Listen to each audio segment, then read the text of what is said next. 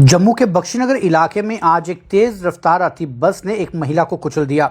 हालांकि इस खबर के बारे में आपने लगभग सभी पोर्टल से जानकारी हासिल कर ली होगी, लेकिन हम आपको इस खबर के दूसरे पहलू के बारे में बताएंगे। गरीबी और बेबसी क्या होती है, मैं उसका उदाहरण आज पेश करूंगा। कुछ समय पहले जिस तरह से एक खबर जो भी आपने देखी होगी, कई पोर्टल्स चैनल्स पे आपने देख लिया कि एक महिला जो है वो एक सड़क दुर्घटना के दौरान एक बस द्वारा टक्कर मारे जाने से उसकी जान जो है वो उसने गंवा दी। उस महिला की आइडेंटिफिकेशन जो भी हुई है वो सुनीता देवी के रूप में हुई है। करीब 50 के आसपास उसकी उम्र जो है वो बताई जा। हालांकि बाकी दर्शकों की तरह जेके मीडिया के पास भी केवल इतनी जानकारी थी कि एक महिला जिसकी 50 वर्ष की उम्र है के आसपास की उम्र है और वो तेज आती रफ्तार एक बस के साथ टकराकर उसकी मौत हो गई। हमने ये पड़ताल की कि आखिर ये महिला कहाँ रहती है और आखिरकार एक बच्ची ने हमारी मदद की और उसने हमें उस महिला के घर तक पहुँचाया, जो कि बख्शीनगर में मेडिकल कॉलेज के बिल्कुल सामने एक राजीव बस्ती पड़ती है, जहाँ झोंपड़ी रूपा घर में यह महिला रहती थी। मरी भी जान नहीं है, तू शक्ल नहीं देख सकिया ओदी। जरा सीन चो बड़े ने तन्नू। इस समय मैं उसी सुनीता देवी के घर पर हूँ। केवल कुछ स्क्वायर फीट के एरिया में ये मकान सुनीता देवी का है और उसका सिर्फ एक ही परिवार में जो है एक ही बेटा था, जो कि मानसिक रूप से थोड़ा परेशान भी है। और मैं आपको घर दिखाऊंगा। आप देख सकते हैं कि यही वो आशियाना था जहाँ पर सुनीता देवी रहती थी। और गरीबी और बेबसी की क्या वजह थी वो मैं बताता हूँ। पहले उनके बेटे यहाँ पर मौजूद है। क्या नाम थोड़ा? भारतभूषण। भारतभूषण जी क्या लगते हैं सुनीता देवी जेडे देहांत होए ना? मेरे माता जी की एक्सीडेंट होया? पता नहीं हुए, खाना लेने गए थे कुछ, इसीलिए हो गया, दुर्घटना हो गई है। आप क्या करते हैं? मैं उधर कहीं बर्तन मांजता हूँ। अच्छा, कितनी तनख्वाह मिलती है आपको? 100 ही मिलता है। 100 रुपया रोज का? अच्छा, तो उसी से घर चलता था? हाँ जी। हमें पड़ोस वाले सुना रहे हैं कि वो बेचारी बहुत परेशान भी थी, सुबह आपने झगड़ा भी किया उनके साथ।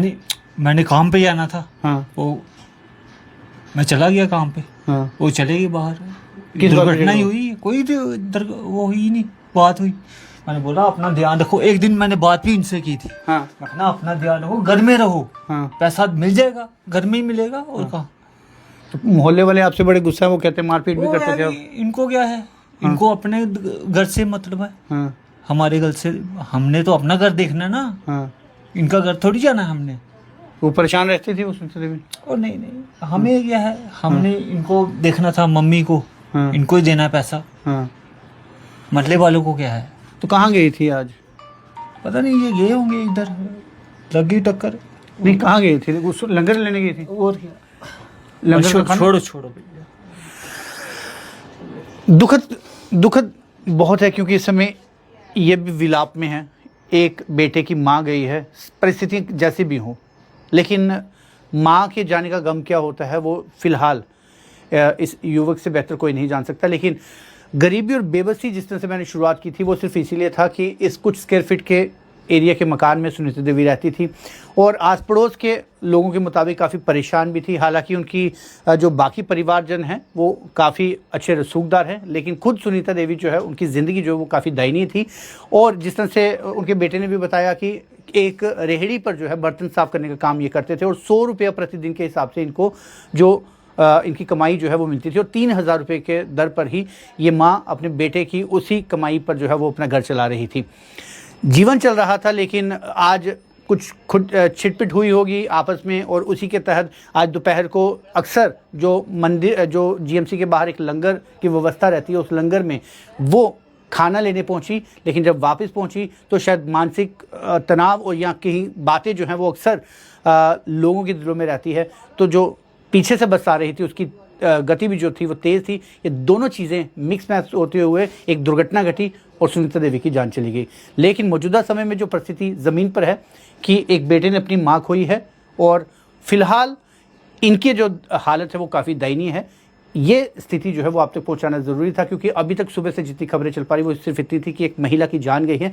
वो महिला कौन है वो ये मलेरा ना की है, ये हाँ कौन? जी राजीव बस्ती बख्शी नगर, जो कि जीएमसी के बिल्कुल सामने है। और ये भी हमें खबर मिली है कि अक्सर सुनीता देवी जो है वो लंगर लेने जो है वो अक्सर उस जगह पे जाया करती थी। आज भी उसी तरह से उन्हें पता चला कि लंगर तो खाया था सुबह, खाया था। हाँ, लंगर खाया था सुबह अच्छा इन्होंने जाके। नहीं, आज भी जब आ रहे थे वो हाथ में लंगर था नहीं उनके। नहीं, चाबी थी उनके हाथ में, लंगर नहीं था, अच्छा चाबी थी। ठीक है, तो शायद लंगर पहले खा के लंगर लेके वो मेरे जब साथ खाया था लंगर, ये सुबह तक ठीक थे। हाँ। तो उसी इन सारी परिस्थितियों में जो है वो अक्सर इस तरह से घर आती थी, लेकिन आज घर नहीं पहुंच पाई। हम उम्मीद करेंगे ओम शांति ज़रूर कमेंट में लिखिएगा, ताकि दिवंगत जो आत्मा है उन्हें शांति मिल पाए। ओम शांति। मेरे पीछे ये वही बस है जिसने कुछ समय पहले ही एक नायाब जिंदगी ली है।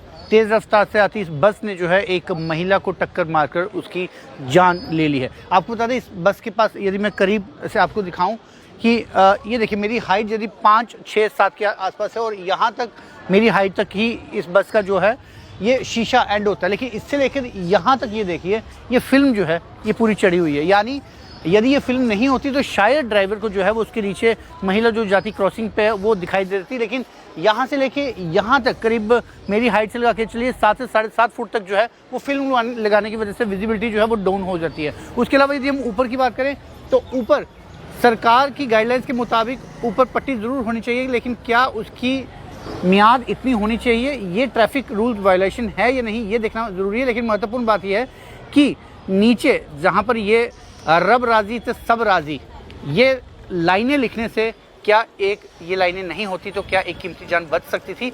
ये ट्रैफिक नियमों का पालन हो रहा है या नहीं हो रहा है, इन तथ्यों पर भी कहीं ना कहीं प्रशासन को ध्यान देना होगा।